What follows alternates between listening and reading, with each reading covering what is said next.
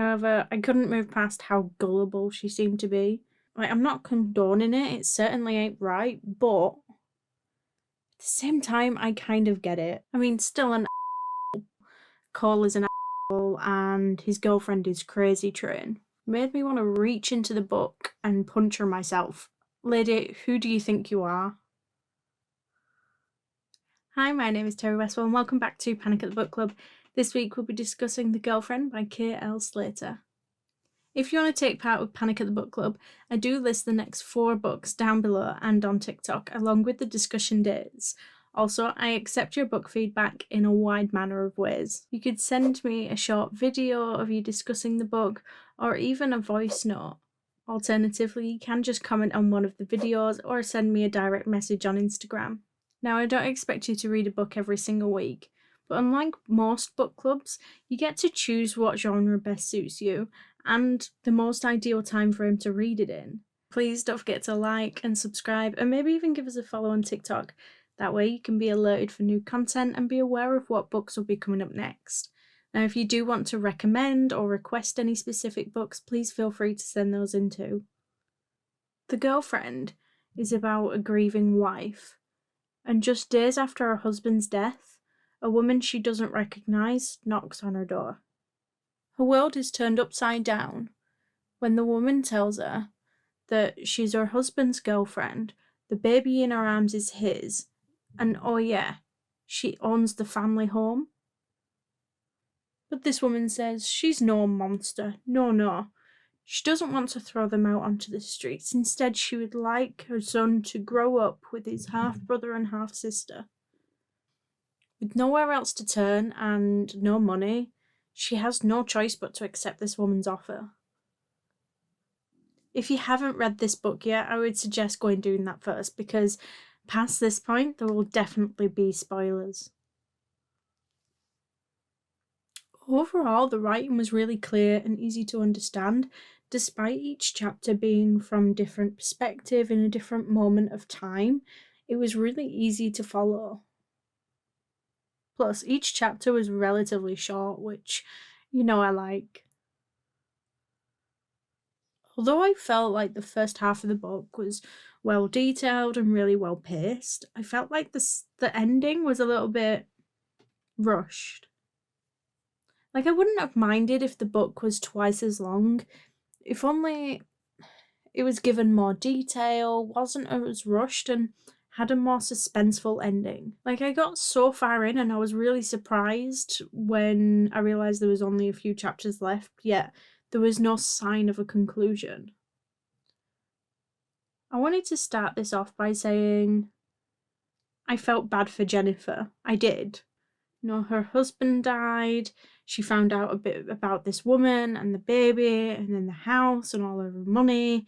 Like, she was going through a horrible time.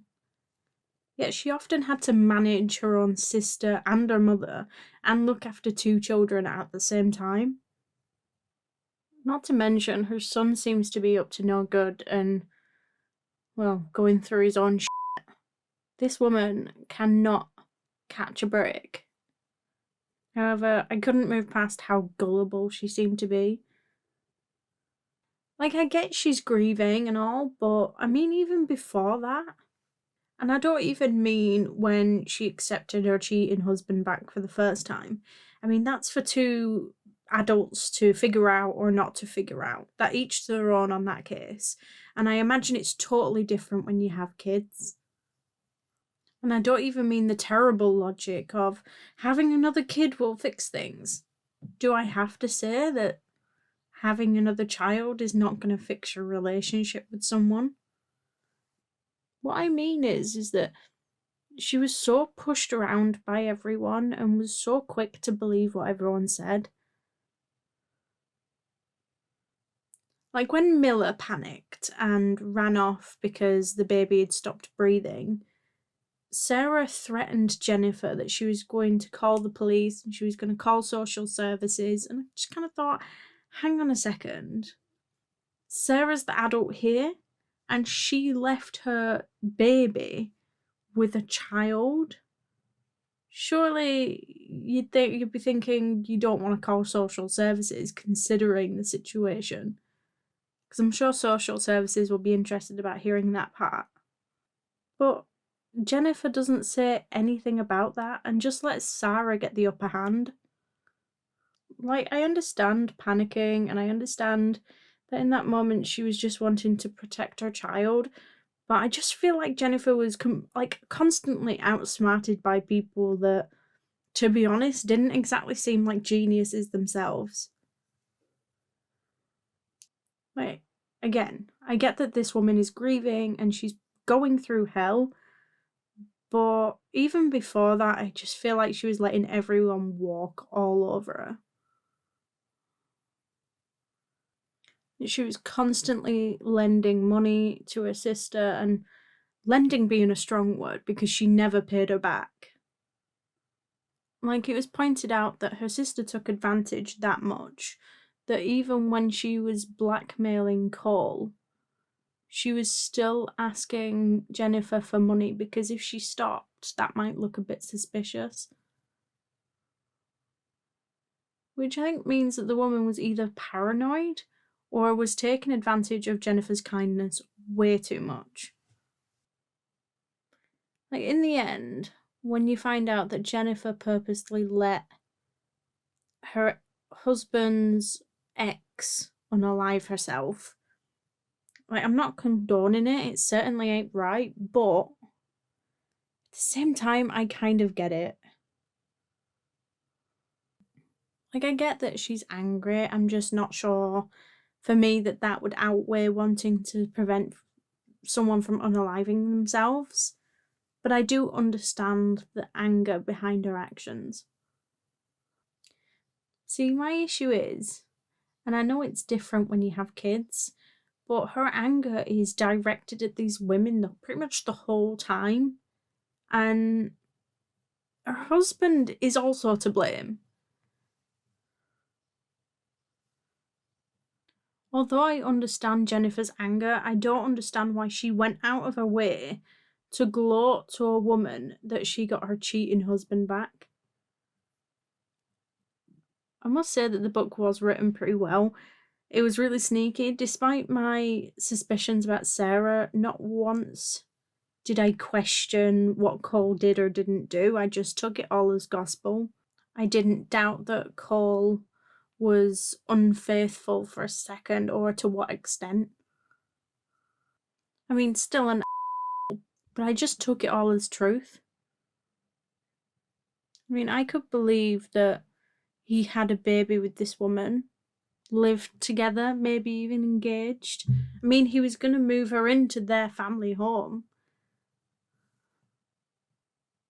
Well, until much later on in the book, no matter how psycho Sarah acted, I did not doubt any of it. I mean, he clearly did enough wrong that the rest was just so easy to believe. I mean, it wasn't a terrible plan. I mean, I felt pretty bad for the son Miller, though. I mean, don't get me wrong, I found him super annoying. But if the dad just spoke to him like an adult and explained what was going on, at least he probably wouldn't be quite as messed up. Like, he was a kid thrown into a very adult situation, and he didn't exactly have the emotional maturity to deal with any of it. Like, he was bullied and emotionally manipulated by his own dad, Sarah, and even his own aunt.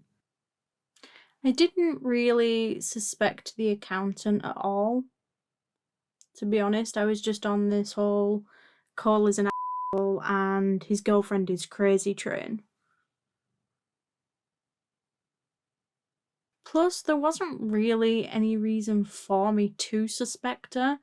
I mean, she was in the book. Until that point, she was in the book for all of about 5 minutes. And that's kind of why I would have liked more detail. I would have liked more time to actually suspect people. Sarah seemed insane from the beginning, and maybe it was just the grief, but why the hell didn't Jennifer see that sooner? Like when she was manipulating the kid, made me want to reach into the book and punch her myself. Also, I love my food. Don't mess with my food. Throwing my food out and replacing my shopping list with healthier alternatives. Fuck yourself. Lady, who do you think you are? Also, later in the book, you really begin to get a picture of just how mentally unstable she is. I mean, she went on a tour of the house with Cole, right? To see their future home. I think that probably didn't happen. So, did she just break in? Help herself around the house and go looking around Jennifer's closets? That would explain how she then went and got all the same lingerie and clothes and jewellery. Do you think she gave Jennifer some of her medication? Like, it wasn't proven or anything, right? But it makes sense. Jennifer was feeling worse and worse, and I think she was perfectly capable of doing it. And the book is definitely more about Jennifer and the situation rather than the mystery itself.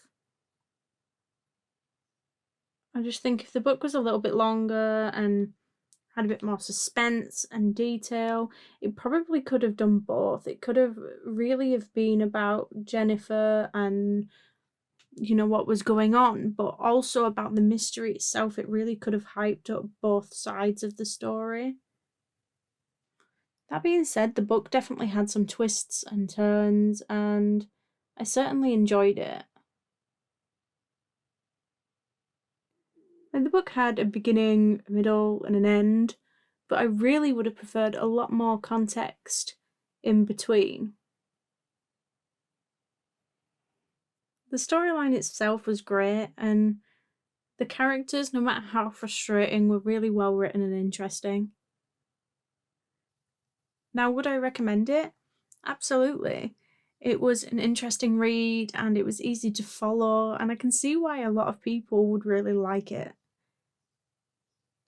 I think it's probably a great thriller for someone who doesn't have that much time to read and maybe may need a month or so to read the book, because it would be really easy to pick up where you left off. It was pretty simple and straight to the point while still being a very enjoyable read. But let me know what you thought. Did you enjoy the book? Now, next week we'll be discussing Counterfeit by Kirstin Chen. Now, don't forget to get your comments and thoughts in by Monday, the 7th of August at the latest, so you can be a part of the discussion. You can now do this on YouTube, TikTok, or Instagram. The following week we'll be discussing Enduring Love by McEwan. Now, don't forget, if you do need a little bit longer to read a book, we do now list the next 4 books down below, so you can choose which one best suits you. Thank you for joining, and if you enjoyed this video, please don't forget to like and subscribe, and I will see you all next week. Bye.